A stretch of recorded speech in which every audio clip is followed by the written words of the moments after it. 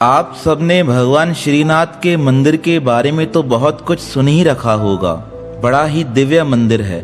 पर आपको पता है, आज से बहुत वर्ष पहले यह मंदिर उदयपुर के नजदीक न होकर वृंदावन के समीप गोवर्धन पर्वत पर स्थापित था।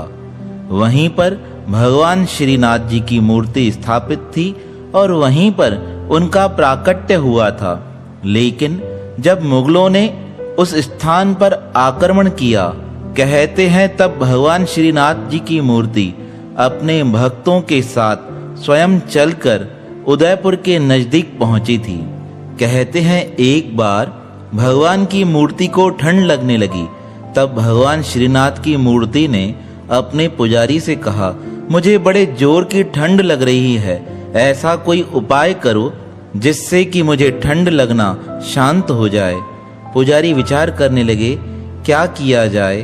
तब भगवान ने अपने भक्त को संसार में प्रकट करने के लिए एक विचित्र लीला की थी। कहते हैं भगवान श्रीनाथ जी के एक भक्त थे जिनका पावन नाम था त्रिपुरदास जी। वह भगवान के सच्चे भक्त थे। वह परमात्मा के लिए हर साल एक बड़ी सुंदर सी ड्रेस बनाकर भगवान को समर्पित करते थे। वह हर वर्ष भगवान के लिए बड़ा सुंदर ही श्रृंगार बनाकर भगवान को समर्पित करते थे। इस प्रकार उनके जीवन में यह परंपरा चली आ रही थी। वह हर वर्ष जितना धन कमाते, उस धन को एकत्रित कर उससे बहुत अच्छा कपड़ा लेकर भगवान के लिए बहुत सुंदर सा वस्त्र बनाकर भगवान श्रीनाथ को भेंट करते थे। लेकिन हर समय एक जैसा नहीं रहता है, समय में परिवर्तन आता है। भक्त त्रिपुरदास जी के जीवन में भी परिवर्तन आया। वहां के राजा ने उनका सब कुछ हरण कर लिया। अब भक्त त्रिपुरदास जी के जीवन में धन की कमी आ गई। वह विचार करने लगे, मैं हर वर्ष भगवान श्रीनाथ जी को वस्त्र भेंट करता हूँ, लेकिन इस बार तो मेरे पास देने के लिए कुछ है ही नहीं, मैं उन्हें क्या भेंट करूंगा। जब वह इस प्रकार विचार कर रहे थे, तब उनका ध्यान अपने घर में पड़े एक चांदी के बर्तन की ओर गया। तब उन्होंने विचार किया, मैं इसे बेचकर भगवान के लिए बहुत सुंदर सा वस्त्र खरीदूंगा। वह एक सोनार की दुकान पर गए। सोनार की दुकान पर जाकर उन्होंने वह बर्तन उसे देते हुए कहा, मुझे इसके बदले धन दे दो। उस सोनार ने वह चांदी का बर्तन रख लिया और उसके बदले जितने पैसे बनते थे वह भक्त जी को दे दिए। भक्त त्रिपुरदास जी बड़े प्रसन्न होकर एक कपड़े के दुकान पर गए। उन्होंने वहां जाकर एक सुंदर वस्त्र देखा। तब कपड़े बेचने वाले ने कहा, इसकी तो कीमत बहुत ज्यादा है और जितने पैसे तुम लेकर आए हो उतने पैसों में यह वस्त्र तुम्हें नहीं दे सकता हूँ। तब भक्त त्रिपुरदास जी ने कहा, अरे भगवान के निमित्त चाहिए। वह कपड़े वाला कहने लगा, अरे मैंने मना किया ना, मैं आपको नहीं दे सकता हूँ। तब कपड़े बेचने वाले ने एक कपड़े का सस्ता थान दिखाकर त्रिपुरदास जी को कहा, यह थान इतने पैसों में आ सकता है, तुम्हें चाहिए तो तुम इसे ले जाओ। भक्तराज विचार करने लगे, भगवान को वस्त्र देना भी जरूरी है।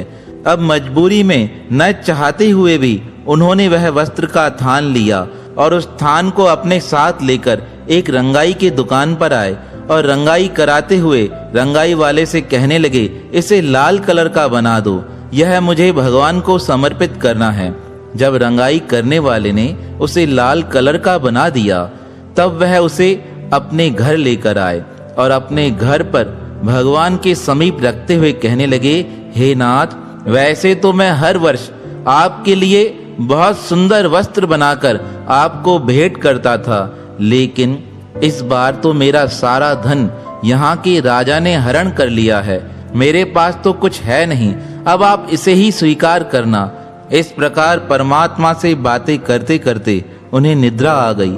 जैसे ही उनकी नींद खुली, उन्हें पता चला कि उनके घर के बाहर भगवान श्रीनाथ जी का कोई भक्त आया है।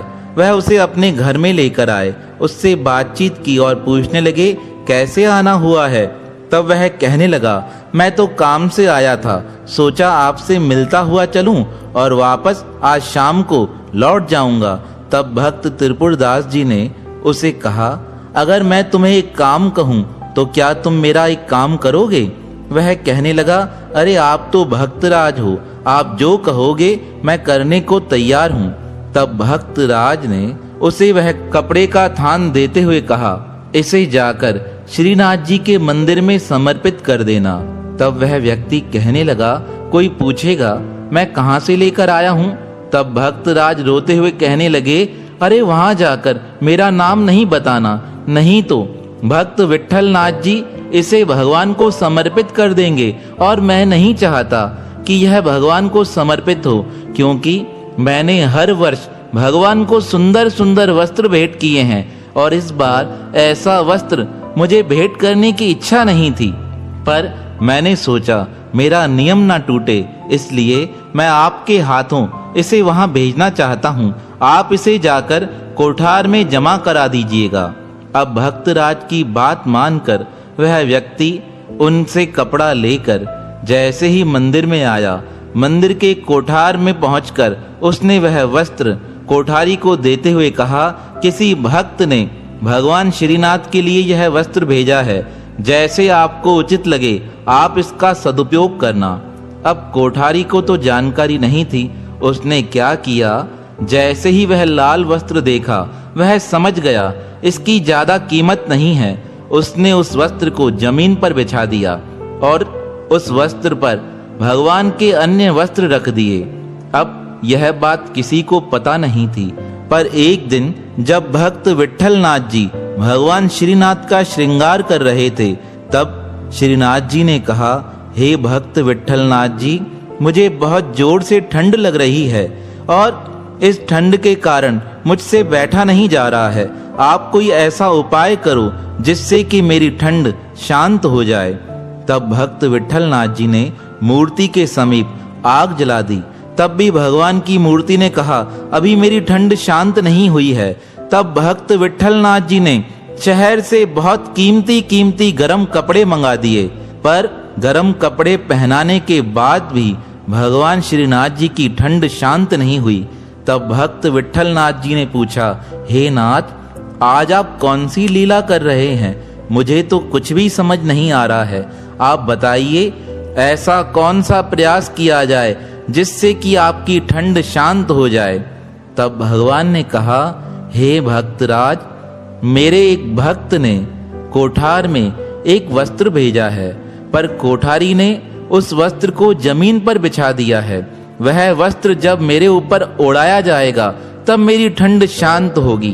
भक्त विट्ठल नाथ जी ने जब मूर्ति की यह बात सुनी, वह भगते हुए कोठार में आए और कोठार में आकर कोठारी से पूछा, क्या तुम्हें कुछ दिन पूर्व किसी भक्त का कोई वस्त्र प्राप्त हुआ है? तब वह कोठारी कहने लगा, मुझसे बड़ा अपराध हुआ है। कुछ दिन पहले एक व्यक्ति भक्त त्रिपुरदास जी के स्थान से आया था और उसने आकर एक वस्त्र दिया था। वह वस्त्र मैंने यहाँ जमीन पर बिछा दिया है। क्या यही तो वस्त्र नहीं है? भक्त विट्ठल नाथ जी ने उस वस्त्र को उठाया और वस्त्र को उठाकर एक दर्जी को देकर कहा, जल्दी से जाकर एक अंगरखा बनाकर आओ। हम अभी का अभी यह अंगरखा भगवान को पहनाएंगे। दर्जी गए और उस लाल वस्त्र का अंगरखा बनाकर आकर भक्त विट्ठल नाथ जी को दिया। जैसे ही भक्त विट्ठल नाथ जी को वह वस्त्र प्राप्त हुआ, भक्त विट्ठल नाथ जी ने भगवान की मूर्ति से पूछा, हे नाथ, क्या यह वस्त्र आपको पहनाया जा सकता है? तब भगवान ने कहा, मुझे इस वस्त्र का ही तो इंतजार था, जल्दी करो, यह वस्त्र मुझे पहनाओ। इसे पहनते ही मेरी ठंड शांत हो जाएगी। और इस प्रकार भगवान के आदेश मिलते ही भक्त विट्ठल नाथ जी ने वह अंगरखा भगवान के शरीर पर पहना दिया।